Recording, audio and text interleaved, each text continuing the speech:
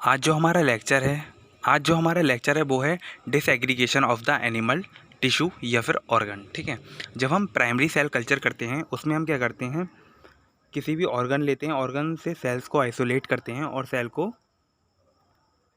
Culture कर देते हैं कल्चर मीडियम में। ठीक है, ये जो हमने सेल आइसोलेट किया है ये हम किसी ऑर्गन से करते हैं या फिर किसी टिश्यू से करते हैं। इस टिश्यू से सेल को आइसोलेशन करने का जो मेथड होता है उसको डिसएग्रीगेशन मेथड के नाम से जाना जाता है। ठीक है, डिसएग्रीगेशन करने के लिए भी हमारे पास कई मेथड होते हैं, फिजिकल एंड एंजाइमेटिक मेथड, अभी जिसे हम आगे देखेंगे। ठीक, तो स्टार्ट करते हैं फिजिकल मेथड से। जो फिजिकल मेथड होता है ये सबसे ज़्यादा चीप होता है, यानी सबसे ज़्यादा सस्ता यही वाला मेथड होता है, फिजिकल मेथड। इसके द्वारा हम डिसएग्रीगेशन कर सकते हैं सॉफ्ट जो टिश्यू होते हैं उसका, ब्रेन एम्ब्रियोजेनिक लीवर या सॉफ्ट ट्यूमर का हम मैकेनिकल मेथड के द्वारा या फिर टेक्निक के द्वारा टिश्यू का डिसएग्रीगेशन करके सेल्स को ऑब्टेन कर सकते हैं और उन सेल को कल्चर कर सकते हैं। ठीक है, इस टेक्निक में सबसे पहले हम क्या करते हैं, जो हमारा ऑर्गन है या फिर जो टिश्यू है उसको छोटे छोटे पीसों में चॉप कर लिया जाता है। ठीक है, अब ये जो चॉप करे हुए पीसेस हैं इनको हम छानेंगे सीप से। ठीक है, जब हम सीप से छानते हैं तो इसमें इसकी एक सीरीज़ होती है, यानी कि पहले जो सीप्स होगा उसका साइज़ सबसे ज़्यादा होगा, फिर उससे कम होगा, फिर उससे कम होगा, फिर उससे कम होगा। ठीक है, साइज़ का रिडक्शन होता है। तो इससे क्या होती है, जो हमें सेल्स प्राप्त होती है वो सभी सिमिलर होती हैं। ठीक है, यानी कि एक ही साइज़ की हमें सेल्स ऑब्टेन होती है, इन सेल को हम कल्चर कर सकते हैं। ये था हमारा फिजिकल मेथड फर्स्ट वाला। एक और मेथड है जिससे हम सिरिंज से सेल्स को खींच सकते हैं, यानी कि हमने चॉप्ड किए बहुत छोटे छोटे पीस और हम सिरिंज से उसे खींच रहे हैं। तो जब हम सिरिंज से उसे प्रेशर से खींचते हैं तो उसमें क्या होता है, सेल्स आती हैं सिंगल। ठीक है, तो ये वाला भी एक मेथड है सिरिंज और नीडल वाला।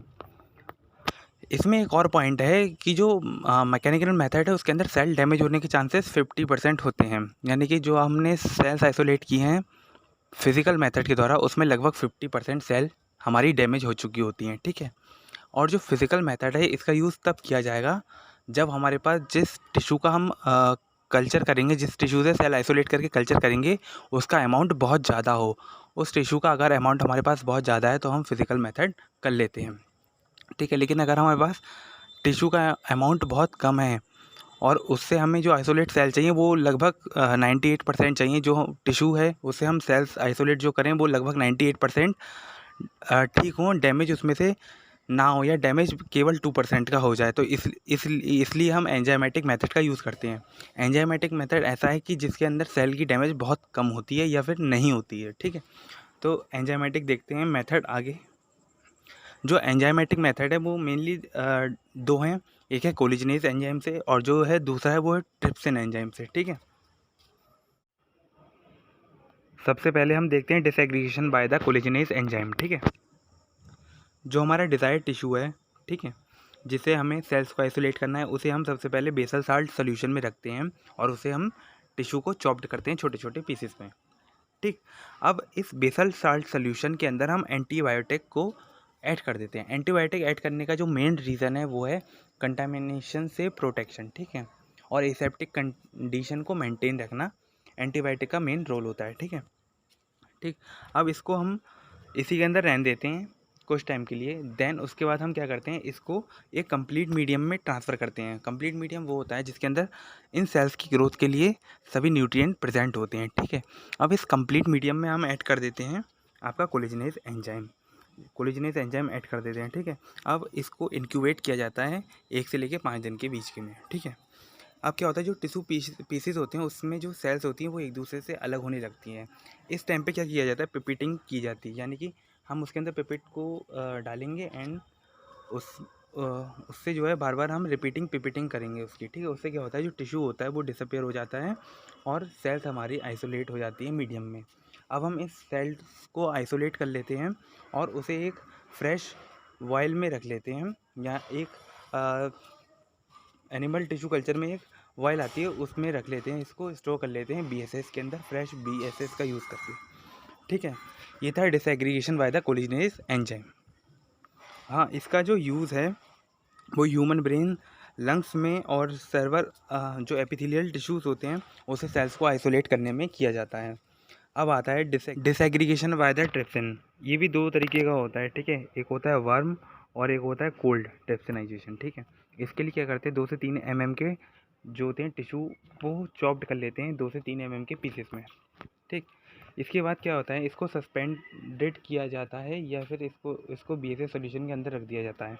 उसके बाद कुछ टाइम बाद इस जो चॉप्ड टिश्यू है हमारा उसको ट्रांसफ़र कर दिया जाता है 37 डिग्री सेंटीग्रेड पे जो हमारा ट्रिप्सिन है एक फ्लास्क में, उसके अंदर इसे डाल दिया जाएगा, ठीक है। अब इसमें क्या किया है, कंटिन्यू इसमें स्टीयरिंग की जाएगी। स्टीयरिंग मतलब उसे लगातार हिलाया जाएगा। इसके लिए मैग्नेटिक स्टीरियर का भी यूज़ किया जाता है, ठीक है। इसमें क्या होता है, जो 30 मिनट का इंटरवल होगा यानी कि 30 मिनट के लिए उसे छोड़ दिया जाता है। उसके बाद क्या होता है, जैसे हम 30 मिनट के लिए इसे छोड़ते हैं उसके अंदर टिश्यू से थोड़ी थोड़ी सेल्स आइसोलेट होने लगती हैं।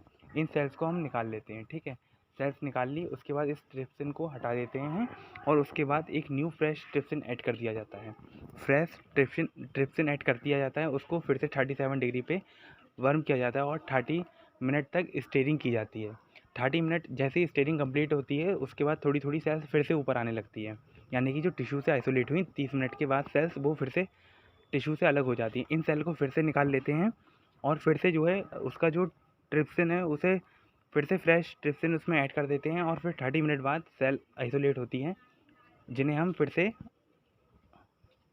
पिपेट के द्वारा निकाल लेते हैं, ठीक है। ये प्रोसेस लगातार चलती रहती है और 30 मिनट बाद हम ट्रिप्सिन को दूसरा ट्रिप्सिन ऐड कर देते हैं, वाला पुराना वाला निकाल लेते हैं और जो हमारी सेल्स होती है वो हर 30 मिनट पर सेपरेट होते लगती हैं टिश्यू से, तो हम वो सेल्स को आइसोलेट कर लेते हैं, ठीक। और उन सेल्स को एक वायल के अंदर कलेक्ट कर लेते हैं। एनिमल टिश्यू कल्चर की एक वायल आती है, उसके अंदर हम इसे जो है कलेक्ट कर लेते हैं, जिसके अंदर BSA सोल्यूशन होता है फ्रेश, ठीक है। अब आता है हमारा कोल्ड ट्रिप्सिनाइजेशन, ठीक है।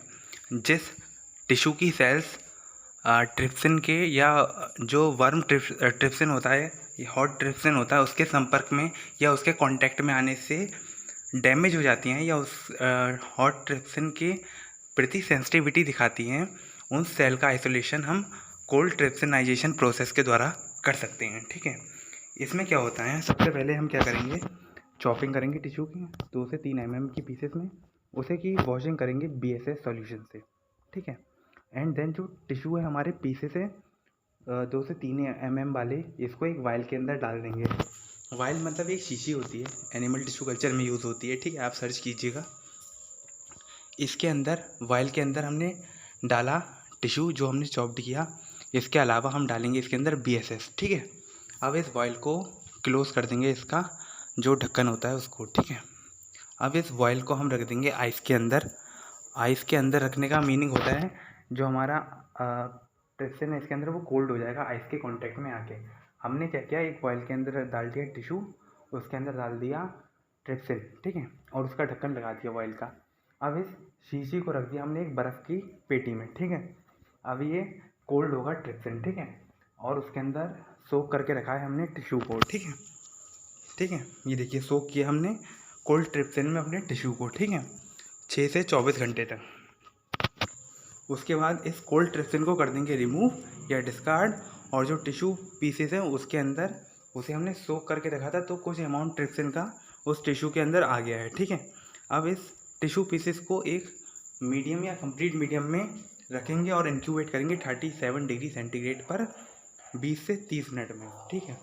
अब इस कंडीशन में क्या होगा, उसमें ट्रिप्सिन पहले से सोक करके रखा है, जैसे ही हम उसे 20-30 मिनट तक इंक्यूबेट करेंगे 37 डिग्री सेंटीग्रेड पर, तो टिश्यू से सेल्स आइसोलेट हो जाएंगी बहुत जल्दी, और पिपेटिंग जब हम करेंगे तो उस टिश्यू से कम्प्लीटली सेल आइसोलेट हो जाती हैं, ठीक है।